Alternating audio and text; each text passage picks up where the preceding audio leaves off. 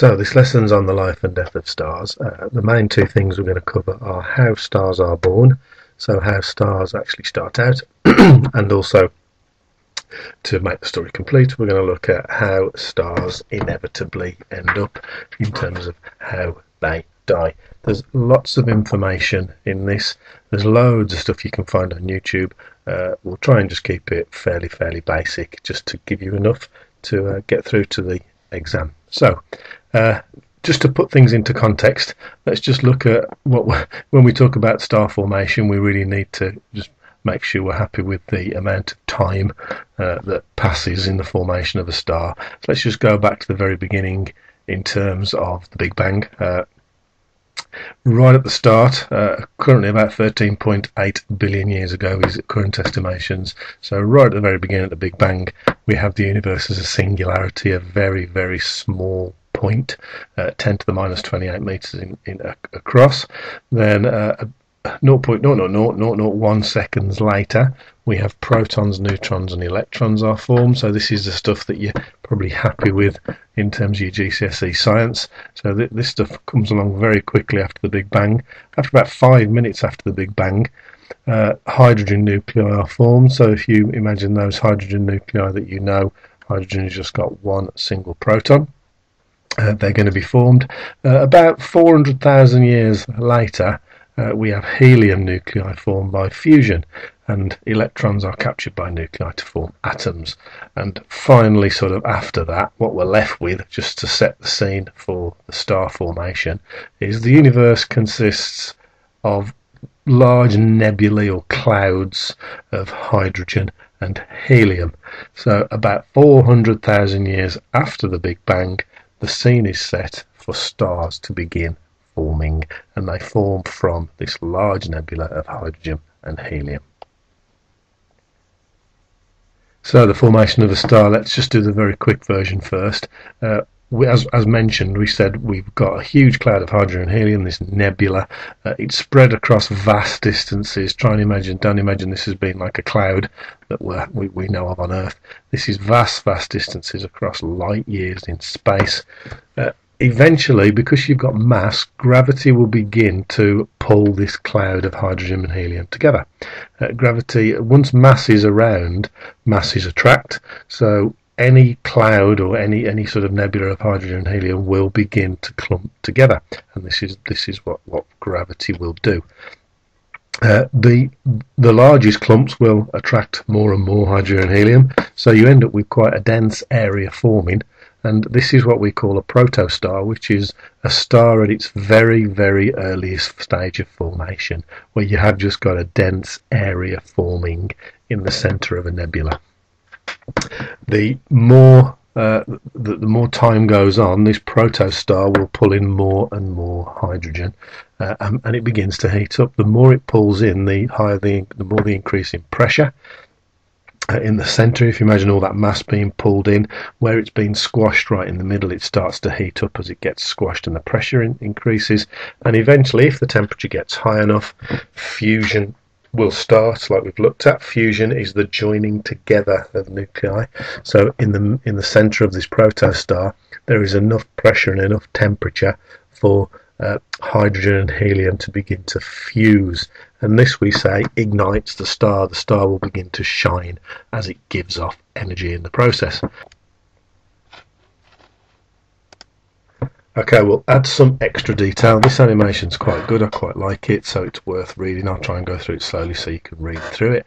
The birth and death of a star, if we play this is what we've talked about. Here's the cloud or the nebula of gas and dust. It's probably better to try and think of that as hydrogen and helium. And as we said, it covers vast distances in space. Gravity begins to act on this. So the nebula contracts under gravity, and a clump of matter forms at the center or inside the cloud. This continues, as you can see on the animation. So as it pulls in more and more matter, it sort of gets collapses inwards. It gets more and more compressed, more and more pressure in the center, so it will begin to heat up. And there we go, the star is born. This is our sort of proto-star, where we've got hydrogen fusing to form helium, which releases the energy, and this is what causes our star to shine. Okay, winding the clock forward to the end of a star's life, if when you've run out of fuel, if the hydrogen is all used up, then you will get fusion sort of finishing, because the fuel is running out for fusion to occur. So the star will shine less brightly, and it actually expands. So as fusion runs out, the star will start to expand, and we're in the phase now that's called a red giant. Now, what happens after a red giant does depend on the size of a star. So if we just look at first, we'll look at very small stars. After a red giant, after it's become a red giant, the outer layers will drift off into space. They'll cool and drift off into space, and the very hot, dense core that remains is called a white dwarf. And over time, this will eventually cool as well and stop shining.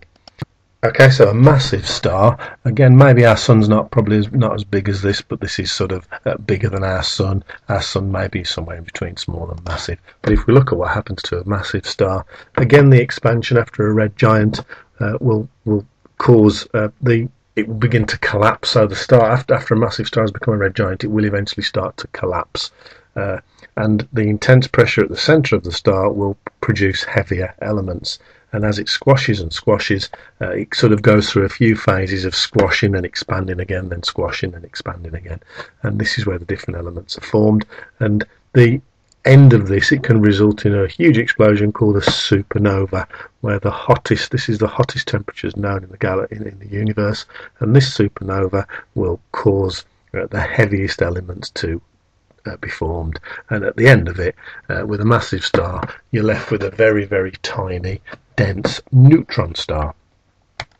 Okay, so with a really massive star, the one difference at the end of the star's life, it goes through similar phases. You will end up with a supernova. On screen you can see that, and at the end of its life, instead of it being a neutron star, if there's enough mass there to cause this, you can end up with a black hole. So a black hole is something that is so dense that even light cannot escape from it. So let's maybe just summarize what we've looked at in a more simple diagram. The life cycle of stars. You've got a protostar. This is formed from the nebula of helium and hydrogen that we talked about. The stable star, so across its lifetime, this is where our sun is currently. A stable star will burn for billions of years, using up its fuel as it goes along the way.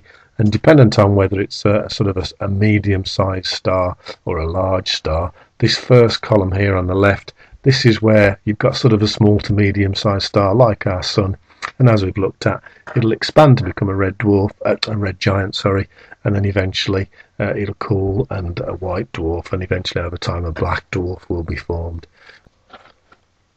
Okay, this column on the right hand side is for a massive star, where we wouldn't call this a red giant, it would be a red supergiant, ending its life in a supernova, which will again cast out these heavier elements across the universe.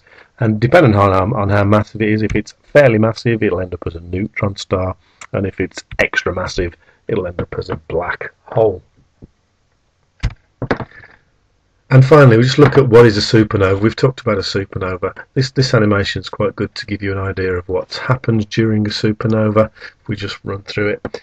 As a supernova occurs at the end of a star's life, and as we've talked about, it's when all of its hydrogen atoms have been fused into helium, and fusion stops, so the star begins to collapse upon itself, and as it collapses, a lot of heat is generated in the core, which causes the star to be sort of expanded outwards. This is where our ideas of a red giant or red supergiant comes from. Again, the high temperatures causes fusion to start again. So this will begin fusing the heavier elements that we've said, carbon and oxygen. After using up the hydrogen and helium, you've got the heavier elements that you're moving through, and you end up with these different layers of heavier elements. So once the helium has been used up, you can see there's a layer there, this blue ring of carbon and oxygen, and then you've got another ring where the heavier elements, so the newly formed heavier elements, are formed, neon and magnesium. Keep going down to silicon and sulfur, you've got another ring being formed. And right at the centre, you've got the heaviest element right in the centre of a star, which is a tightly compacted iron core. When the core reaches its maximum scrunch, it says it collapses at a speed of 45,000 miles per second. Stage 6 would be the final explosion, the supernova, and this is when this massive collapse at the end of it causes the shock wave which rips the star apart, and this ripping of the star is called a supernova, and this will spread out all those elements throughout the universe.